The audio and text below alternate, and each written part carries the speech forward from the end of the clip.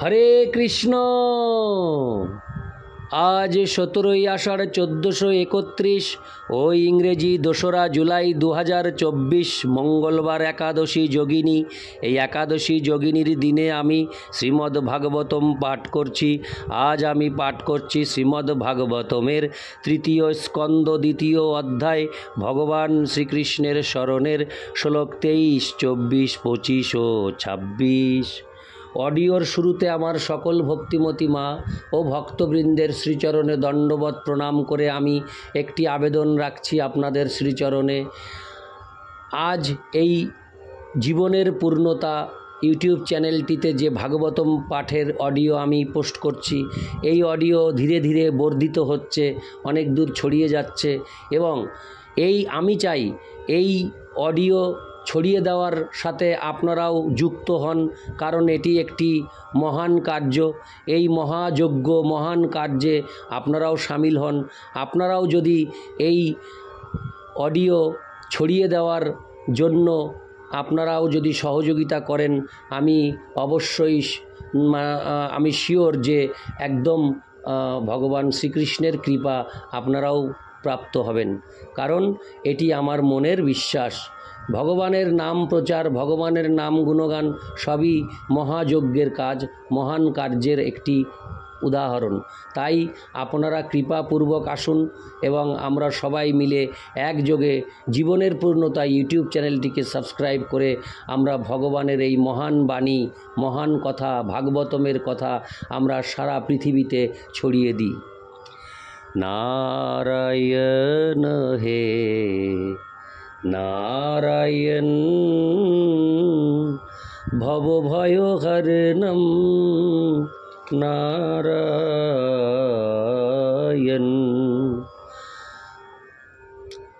শ্লোক 23।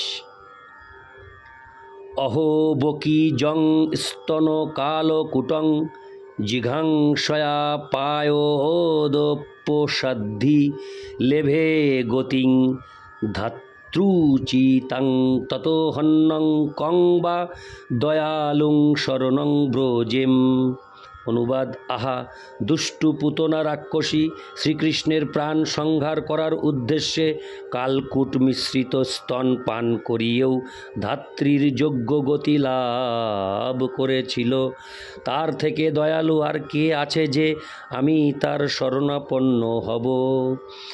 তাৎপর্য: এখানে শত্রুর প্রতিও ভগবানের অসীম করুণার দৃষ্টান্ত প্রদর্শিত হয়েছে।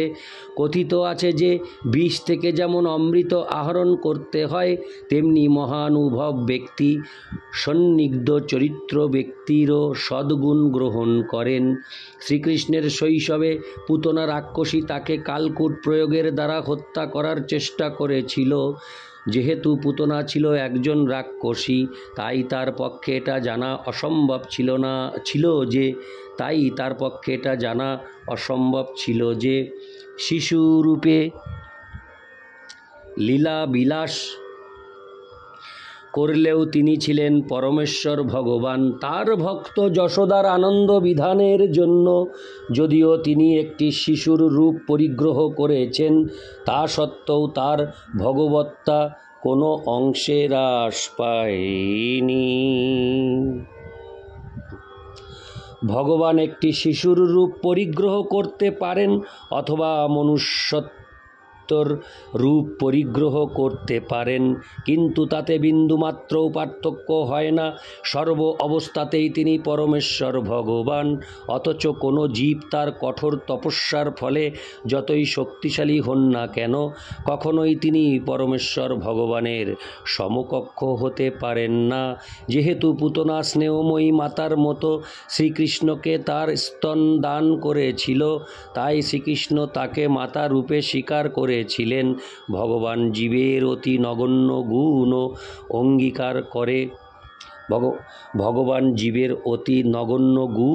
অঙ্গীকার করে তাকে সর্বোচ্চ পুরস্কারে পুরস্কৃত করেন।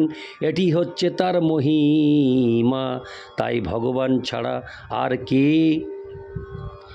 চরমাশ্রয় হতে পারে? ইতি শ্লোক 23। শ্লোক 24।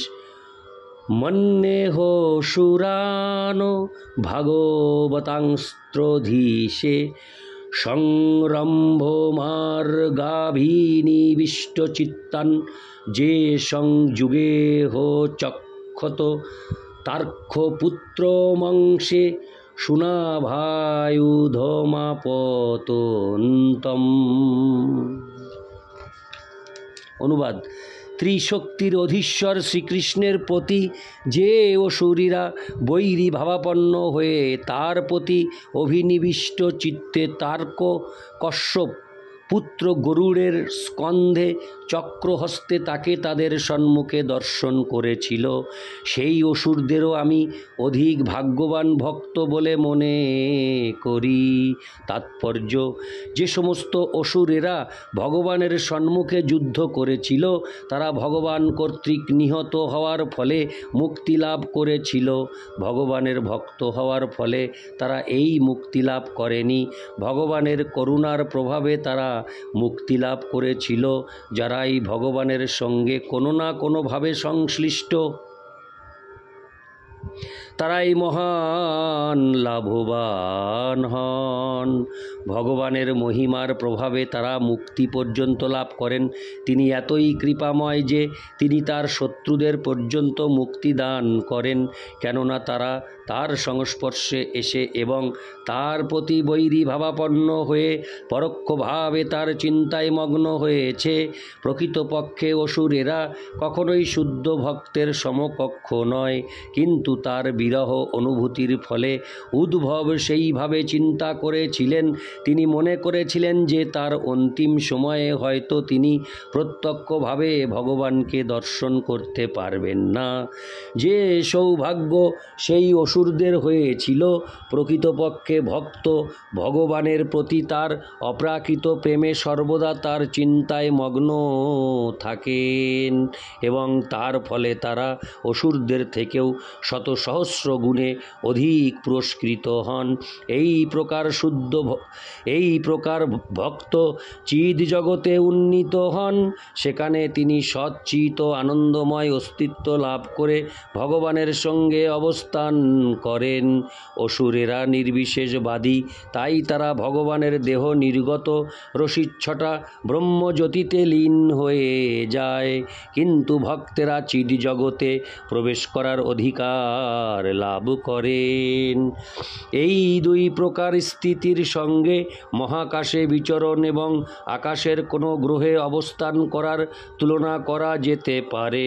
গ্রহে অবস্থানকারী জীবের আনন্দ সূর্যের কিরণ কণায় লীন হয়ে যাওয়া অশরীরী থেকে অনেক গুণ বেশি, তাই নির্বিশেষবাদীরা ভগবানের শত্রুর থেকে অধিক অনুগ্রহ লাভ করতে পারে না।